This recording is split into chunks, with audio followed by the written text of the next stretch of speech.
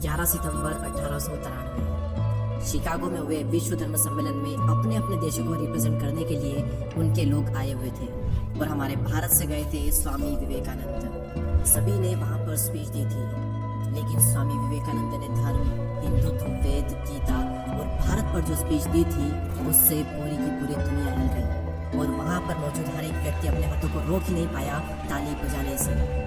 जब मैंने Steve jobs की स्टैनफोर्ड स्पीच पर यह लिखा था कि विश्व की सबसे बेहतरीन स्पीच, तो उस वीडियो पर मुझे कई लोगों ने कमेंट किया था कि हमारे लिए विश्व की सबसे बेहतरीन स्पीच है स्वामी विवेकानंद की, जो कि उन्होंने दी थी शिकागो विश्व धर्म सम्मेलन में। तो क्यों ना उसका भी एक हिंदी ट्रांसलेशन हो ही जाए। तो अपने मन को फिर से सारी चिंताओं से मुक्त कर दीजिए और अपना पूरा फोकस वीडियो पर। तो आइए अब बिना एक भी सेकंड गंवाए हम शुरुआत करते हैं। अमेरिका के भाइयों और बहनों, आपके इस जोरदार स्वागत से मेरा हृदय अपार हर्ष से भर गया है। मैं दुनिया की सबसे पुरानी संत परंपरा और सभी धर्मों की जननी की तरफ से आप सभी को धन्यवाद देता हूँ। मैं सभी जातियों और संप्रदायों के लाखों करोड़ों हिंदुओं की ओर से भी आप सभी का आभार व्यक्त करता हूँ। मेरा धन्यवाद उन सभी वक्ताओं को जिन्होंने इस मंच से यह कहा कि दुनिया में सहनशीलता का विचार पूरब के देशों से फैला है। मुझे गर्व है कि मैं उस धर्म से हूँ जिसने दुनिया को सहनशीलता और सार्वभौमिक स्वीकृति का पाठ पढ़ाया है। और हम सिर्फ सार्वभौमिक सहनशीलता में ही विश्वास नहीं रखते, बल्कि हम विश्व के सभी धर्मों को सत्य के रूप में स्वीकार करते हैं। मुझे गर्व है कि मैं उस देश से हूँ जिसने सभी धर्मों और सभी देशों के सताए गए लोगों को अपने यहाँ शरण दी। मुझे गर्व है कि हमने अपने दिल में इजराइल की वो पवित्र यादें संजो कर रखी जिनके धर्मस्थलों को रोमन हमलावरों ने तोड़कर खंडर कर दिया था। मुझे गर्व है कि मैं ऐसे धर्म से हूँ जिसने पारसी धर्म के लोगों को शरण दी और लगातार अब भी उनकी मदद कर रहा है। जिस तरह अलग अलग जगहों से निकली नदियाँ अलग अलग रास्तों से होकर आखिरकार समुद्र में ही मिल जाती है, और ठीक उसी प्रकार मनुष्य भी अपनी इच्छा से अलग अलग रास्ते चुनता है। ये रास्ते देखने में भले ही अलग लगते हैं, लेकिन ये सभी रास्ते ईश्वर तक ही जाते हैं। मौजूदा सम्मेलन, जो कि आज तक की सबसे पवित्र सभाओं में से एक है, वह अपने आप में गीता में कहे गए इस उपदेश का प्रमाण है कि जो भी मुझ तक आता है, चाहे कैसा भी क्यों ना हो, मैं उस तक पहुंचता हूँ। लोग अलग अलग रास्ते चुनते हैं, संघर्ष करते हैं, लेकिन आखिर में लोग मुझ तक ही पहुंचते हैं, यानी कि ईश्वर तक ही पहुंचते हैं। अमेरिका और भारत के बीच में कई बार मतभेद हुए हैं, और वो क्यों हुए हैं उसी के संबंध में मैं एक छोटी सी कहानी आपको सुनाता हूँ। एक कुएं में एक मेंढक रहता था, और उसी कुएं में समुद्र से एक मेंढक आ जाता है। तो समुद्र वाला मेंढक कुएं वाले मेंढक से पूछता है कि तुम्हारा कुआं कितना छोटा है। तो कुएं वाला मेंढक कहता है कि तुम कैसी बातें कर रहे हो, क्या तुम्हारा समुद्र बहुत ही बड़ा है? तब वो कहता है कि इतना बड़ा है कि तुम सोच भी नहीं सकते। फिर कुएं वाला मेंढक कहता है कि ऐसा हो ही नहीं सकता, मेरे कुएं से अच्छा और बड़ा इस दुनिया में कुछ भी नहीं है। और वो उससे कहता है कि तुम मेरे कुएं से बाहर निकल जाओ, मैं यहीं पर रहूंगा। और यही कठिनाई सदैव रही है। मैं हिंदू हूँ और मैं अपने कुएं में बैठकर यही सोचता हूँ कि मेरा कुआं ही संपूर्ण संसार है। ईसाई भी अपने कुएं में बैठकर यही समझता है कि सारा संसार उसी के कुएं में है, और मुसलमान भी अपने ही कुएं में बैठकर उसी को सारा ब्रह्मांड मानता है। देखिए, दुनिया में 3 धर्म हैं जो कि पौराणिक काल से हमारे बीच में चले आ रहे हैं: हिंदू धर्म, पारसी धर्म और यदुही धर्म। लेकिन यदुही धर्म ईसाई धर्म को अपने अंदर समाहित नहीं कर पाया है, जिसके कारण उन्हें अपने जन्म स्थान से ही बाहर निकाल दिया गया, और वहीं पर सिर्फ मुट्ठी भर पारसी ही बचे हैं अपने महान धर्म की कहानी बताने के लिए। लेकिन भारत में एक के बाद एक न जाने कितने ही संप्रदायों का उदय हुआ, और उन्होंने वैदिक धर्म को जड़ से हिलाकर रख दिया। हिंदुओं को अपना धर्म वेदों के माध्यम से रहस्य प्रकट करके मिला है। उनका मानना है कि वेदों का ना तो कोई अंत है और ना ही कोई आरंभ।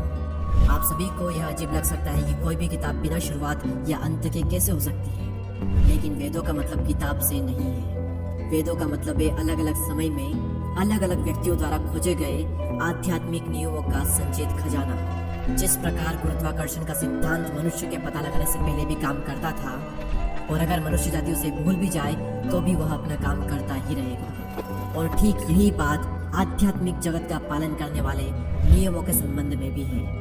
वेद हमें यह सिखाते हैं कि सृष्टि का ना तो कोई आरंभ है और ना ही कोई अंत।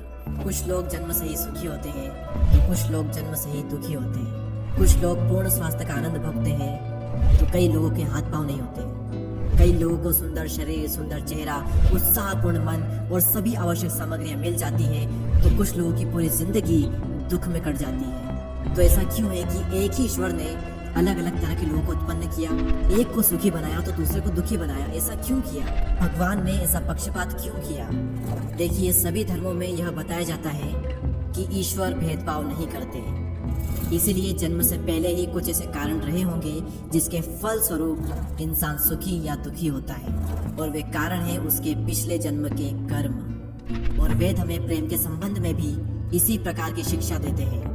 प्रेम के संबंध में भगवान श्री कृष्ण उपदेश देते हैं कि मनुष्य को इस संसार में कमल के पत्ते की तरह रहना चाहिए। कमल का पत्ता जैसे पानी में रहकर भी उससे भीगता नहीं, उसी प्रकार मनुष्य को संसार में रहकर उसका हृदय ईश्वर में लगा रहे और हाथ कर्म में लगा रहे। इस लोक में या परलोक में पुरस्कार की आशा से ईश्वर से प्रेम करना कोई बुरी बात तो नहीं है, लेकिन केवल प्रेम के लिए ही ईश्वर से प्रेम करना सबसे अच्छा है। भगवान से केवल यही प्रार्थना करनी चाहिए कि हे भगवान, मुझे न तो संपत्ति चाहिए, न संतति, नहीं विद्या, केवल इतना ही दे दे कि मैं फल की आशा छोड़कर तेरी भक्ति करूं और केवल प्रेम के लिए ही तुझ पर मेरा निस्वार्थ प्रेम हो। और मैं आपको एक बहुत ही कमाल की छोटी सी कहानी सुनाना चाहता हूँ। श्री कृष्ण के शिष्य युधिष्ठिर एक समय सम्राट थे, लेकिन उनके शत्रुओं ने यानी कौरवों ने उन्हें सिंहासन से निकाल दिया और अपनी पत्नी और भाइयों के साथ उन्हें हिमालय के जंगलों में रहना पड़ा। और वहां पर उनकी पत्नी द्रौपदी ने उनसे पूछा कि आप इतने श्रेष्ठ पुरुष हैं, मनुष्यों में सर्वोपरि पुण्यवान होते हुए भी आपको इतना दुख क्यों सहना पड़ रहा है? और तभी युधिष्ठिर ने उत्तर दिया कि महारानी देखो, यह हिमालय कितना भव्य और सुंदर है, मैं इससे बहुत ही प्रेम करता हूँ। ये हिमालय मुझे कुछ नहीं देता, लेकिन मेरा स्वभाव ही ऐसा है कि मैं भव्य और सुंदर वस्तुओं से प्रेम करता हूँ, और इसी कारण मैं इस हिमालय से प्रेम करता हूँ। प्रेम करना मेरा स्वभाव है और मैं इसलिए ईश्वर से प्रेम करता हूँ। मैं किसी बात के लिए प्रार्थना नहीं करता, मैं उससे कोई वस्तु नहीं मांगता, उसकी जहाँ इच्छा हो मुझे रखे। मैं सभी अवस्थाओं में केवल प्रेम करूंगा और मैं प्रेम से कोई सौदा नहीं कर सकता। अब हम दर्शन की अभिप्साओं से उतरकर ज्ञान रहित लोगों के धर्म की ओर आते हैं। और यहाँ पर मैं आपको पहले ही बता दूं कि भारतवर्ष में अनेकेश्वरवाद नहीं है और न एक देववाद से इस स्थिति की व्याख्या की जा सकती है, क्योंकि गुलाब को चाहे दूसरा कोई भी नाम क्यों न दे दो, उसकी सुगंध वैसी ही रहेगी। केवल नाम से व्याख्या नहीं की जा सकती। और बचपन की एक बात मुझे यहाँ पर याद आती है कि एक ईसाई मनुष्यों की भीड़ में खड़ा होकर अपने धर्म का उपदेश दे रहा था, और बातों ही बातों में वह हिंदुओं से कह गया कि अगर मैं तुम्हारी देव मूर्ति को एक डंडा लगाऊं तो वो मेरा क्या कर सकती है? तभी वहां पर खड़े हुए एक शख्स ने उत्तर दिया कि अगर मैं तुम्हारे ईश्वर को गाली दे दूं तो वो मेरा क्या कर सकता है? तभी उस ईसाई ने कहा कि वह मरने के बाद में तुम्हें सजा देगा। तभी वो हिंदू तनकर बोल उठा कि ठीक उसी तरीके से जब तुम मरोगे तो हमारी देव मूर्ति तुम्हें भी कठोर दंड देगी। और यहाँ पर मैं जो कहने वाला हूँ उसे ध्यान से सुनिएगा।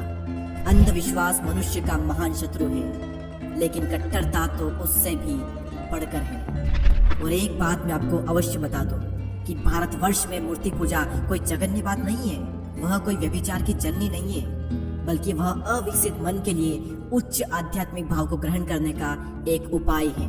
अवश्य ही हिंदुओं में भी कई सारे दोष हैं, लेकिन ध्यान रखिए कि उनके दोष अपने ही शरीर को उत्पीड़ित करने तक सीमित हैं। वे कभी भी अपने पड़ोसियों का गला काटने नहीं जाते। एक हिंदू भले ही चिता पर अपने आप को जला डाले, लेकिन वह विधर्मियों को जलाने के लिए कभी भी अग्नि प्रज्वलित नहीं करेगा। और यहाँ पर बैठे हुए सभी ईसाइयों से मैं कुछ कहना चाहता हूँ। ईसाइयों को सदैव अपनी आलोचना सुनने के लिए तैयार रहना चाहिए, और मुझे पूरा विश्वास है कि अगर मैं आपकी आलोचना करूंगा तो आप पूरा नहीं मानेंगे। आप ईसाई लोग अपने धर्म प्रचारकों को भेजने के लिए इतने उत्सुक रहते हैं, लेकिन लोगों को भूख से मर जाने से बचाने के लिए आप कुछ क्यों नहीं करते? जब भारतवर्ष में भयानक अकाल पड़ा था, तब सहस्त्रों और लाखों हिंदू लोग भूख से ही मर गए थे। तब आप ईसाइयों ने उनके लिए कुछ क्यों नहीं किया? आप हिंदुस्तान में अपने धर्म का प्रचार करते हैं, उनके लिए गिरजाघर बनाते हैं। वहाँ पर लोगों के पास में धर्म की कमी नहीं है। वहाँ पर हिंदुस्तान में लाखों लोग सूखे गले से रोटी के लिए चिल्ला रहे होते हैं। वे हमसे रोटी मांगते हैं और हम उन्हें देते हैं पत्थर। तो भूखे लोगों को धर्म सिखाना क्या उनका अपमान करना नहीं है? और यहाँ पर मैं पहले भी आप सभी से अपने गरीब भाइयों बहनों के लिए सहायता मांगने के लिए आया था, लेकिन मैं समझ गया कि ईसाइयों से और उन्हीं के देश में सहायता प्राप्त करना बहुत कठिन है। अब धार्मिक एकता के विषय में और धर्म के विषय में पहले से ही बहुत कुछ कहा जा चुका है। अब इस समय में इस संबंध में अपना मत आपके सामने नहीं रखूंगा। लेकिन हाँ, अगर कोई यह सोच रहा है कि मेरा उद्देश्य ये है कि एक धर्म की विजय हो और बाकी धर्मों का विनाश हो जाए, तो भाई ऐसा होना असंभव है। क्या मैं ये चाहता हूँ कि ईसाई लोग हिंदू हो जाएं? कदापि नहीं। तो क्या मैं ये चाहता हूँ कि हिंदू और बौद्ध लोग ईसाई हो जाएं? भगवान मुझे इस इच्छा से बचाए। जिस तरीके से भूमि में बीज बो ही दिया है और मिट्टी, वायु तथा जल के साथ में उसका मिलाप करा दिया है, तो क्या वो बीज मिट्टी, वायु या फिर जल बन जाता है? बिल्कुल भी नहीं। वो तो अपनी वृद्धि के नियम के अनुसार वायु, जल और मिट्टी को बचाकर एक पेड़ बनता है। और ऐसा ही धर्म के संबंध में भी है। ईसाई को हिंदू या बौद्ध नहीं हो जाना चाहिए और न ही हिंदू और बौद्ध को ईसाई बन जाना चाहिए। लेकिन हाँ, प्रत्येक को चाहिए कि वह दूसरों के सार भाव को आत्मसार करके पुष्टि लाभ करें और सभी मिलकर वृद्धि करें और इस सृष्टि का कल्याण करें। और अंत में मैं आप सभी से यही कहना चाहूँगा कि इस धर्म महासभा ने जगत के सामने अगर कुछ प्रदर्शित किया है तो वो ये है कि शुद्धता, पवित्रता और दयाशीलता किसी संप्रदाय विशेष की संपत्ति नहीं है। और हर धर्म ने श्रेष्ठ स्त्री पुरुषों को जन्म दिया है। और इन सभी सबूतों के बावजूद भी अगर कोई यह सोचता है कि सारे धर्म नष्ट हो जाए और केवल उसी का धर्म बचे, तो मैं उस पर अपने पूरे दिल से दया करता हूँ और उसे स्पष्ट ही बतला देता हूँ कि शीघ्र ही सारे प्रतिरोधों के बावजूद भी प्रत्येक धर्म की पताका पर यह लिखा रहेगा कि सहायता करो, लड़ो मत, आत्मसार करो, विनाश नहीं, सद्भाव और शांति रखो, मतभेद नहीं। आप सभी को मेरा कोटि कोटि धन्यवाद। दोस्तों, आपको लग रहा होगा कि ये स्पीच केवल 10-12 मिनट की है, लेकिन ऐसा बिल्कुल भी नहीं है। असल में जो स्पीच हुई थी वो लगभग 1 घंटे की थी, लेकिन मैंने और मेरी टीम ने बहुत मेहनत के बाद में इस स्पीच का बहुत ही सरल सार निकाला है। अंत में मैं आप सभी से केवल 3 चीजें मांगूंगा।